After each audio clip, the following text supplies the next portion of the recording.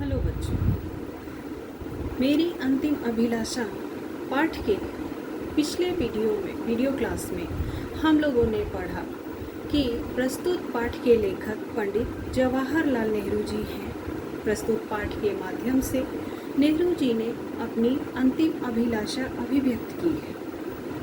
जब पाठ का आरंभ होता है तो सबसे प्रथम पंक्तियों में पंडित नेहरू जी ने भारतीय जनता के प्रति अपने भाव प्रकट करते हुए कहा है कि भारतीय जनता से मुझे इतना प्रेम और स्नेह मिला है कि मैं चाहे जो कुछ भी क्यों न करूं, उनके अल्पांश का भी बदला नहीं चुका सकता। आगे की पंक्तियों में नेहरू जी अपने आप को अपने साथियों और सहकर्मियों का ऋणी मानते हैं, क्योंकि उन लोगों के साथ ही मिलकर नेहरू जी ने बड़े बड़े कामों को हाथ में लिया और कंधे से कंधा मिलाकर वे करते गए। उन कामों के साथ जो सफलताएं और विपत्तियां जुड़ी हुई थी, उनमें भी वे आपस में साझीदार रहे। यहाँ तक हमने पिछले वीडियो में जान लिया था। अब हम आगे के पाठ को पढ़ेंगे। आगे पंडित नेहरू जी ने अपनी इच्छा अभिव्यक्त की है।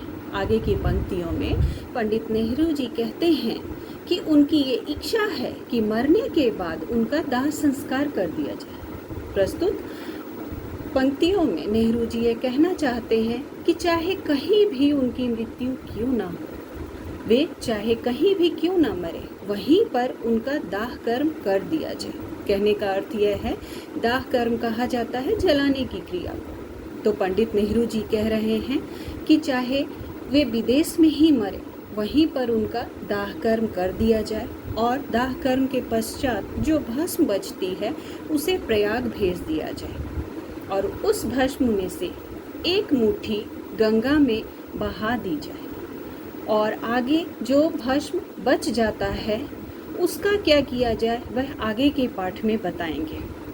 साथ ही साथ वे ये भी कहते हैं कि भस्म का कुछ भी भाग ना तो बचाकर रखा जाए और ना ही कहीं सुरक्षित स्थान पर उसे रखा जाए। और आगे वे गंगा में प्रवाहित करने का कारण बताते हैं। आगे वे बता रहे हैं कि गंगा में भस्म प्रवाहित करने के पीछे उनका कोई धार्मिक महत्व नहीं है।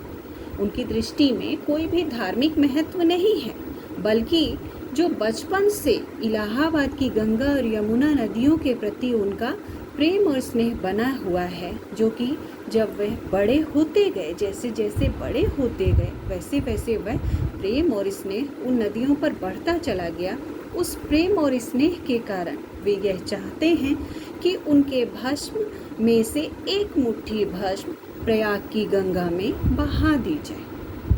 जैसा कि धार्मिक महत्व जुड़ा हुआ है गंगा के साथ कि गंगा में भस्म प्रवाहित करने से मोक्ष की प्राप्ति होती है, लेकिन ऐसे किसी भी धार्मिक महत्व की इच्छा नेहरू जी नहीं रखते हैं, बल्कि वे अपने बचपन से जवानी तक के गंगा के प्रति प्रेम और स्नेह को महत्व देते हैं। आगे की पंक्ति में वे गंगा के सौंदर्य का वर्णन करते हैं।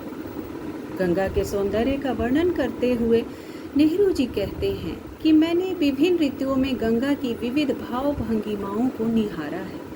वे कहते हैं कि विभिन्न ऋतुओं, चाहे वह शीत ऋतु हो, वर्षा ऋतु हो, ग्रीष्म ऋतु हो या वसंत ऋतु हो, कोई भी ऋतु हो, उस गंगा की विविध अनेक प्रकार की भाव भंगिमाओं को मैंने देखा है। उस गंगा की बदलते हुए स्वरूप, उसके लहरों के बदलते हुए हलचल को मैंने देखा है।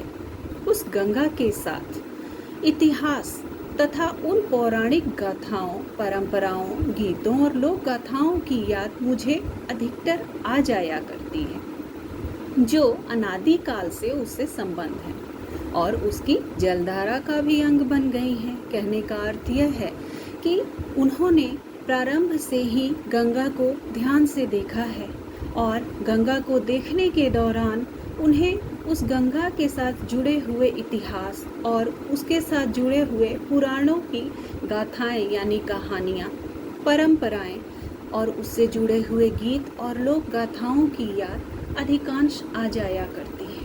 जो प्राचीन काल से ही गंगा से जुड़े हुए हैं और अब ऐसा लगता है जैसे कि उस गंगा की जलधारा के वे अंग बन गए हैं। वे जो पौराणिक गाथाएं हैं, परंपराएं, गीत और लोक गाथाएं हैं, वे उस जलधारा का अब अंग बन गए हैं। उसके आगे वे गंगा के महत्व को बताते हुए कहते हैं कि गंगा भारत की विशेष नदियों में प्रमुख है।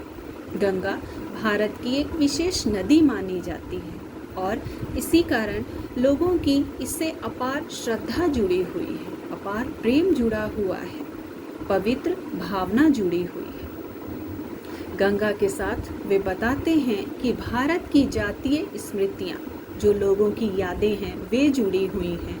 उनकी आशाएं और आशंकाएं तथा उसकी जय पराजय और विजय गीत जुड़े हुए हैं।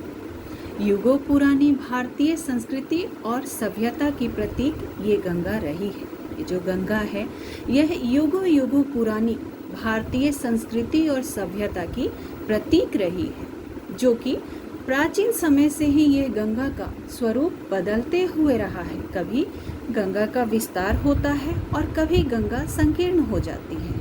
कहीं पर वह समुद्र में मिल जाती है और कहीं वो बहुत ही पतली रेखा जैसी दिखाई देती है।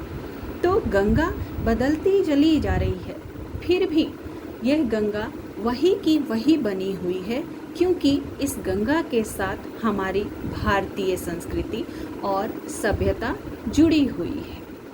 इस प्रकार से आज के पाठ में हमने देखा कि पंडित नेहरू ने अपनी इच्छा व्यक्त की है कि किस प्रकार उनका अंतिम दाह संस्कार कहीं भी कर दिया जाए और उससे बचे हुए भस्म को लाकर प्रयाग की गंगा में एक मुट्ठी बहा दिया जाए। साथ ही साथ उन्होंने इसका कारण बताया कि गंगा से उनका विशेष स्नेह रहा है, जिसके कारण वे यह इच्छा रखते हैं। उसके बाद उन्होंने ये बताया है कि गंगा का सौंदर्य कैसा है और गंगा के साथ किस प्रकार हमारी भारतीय संस्कृति और सभ्यता जुड़ी हुई है, जिससे गंगा का स्वरूप बदलते रहा है, लेकिन फिर भी गंगा वही की वही गंगा बनी हुई है।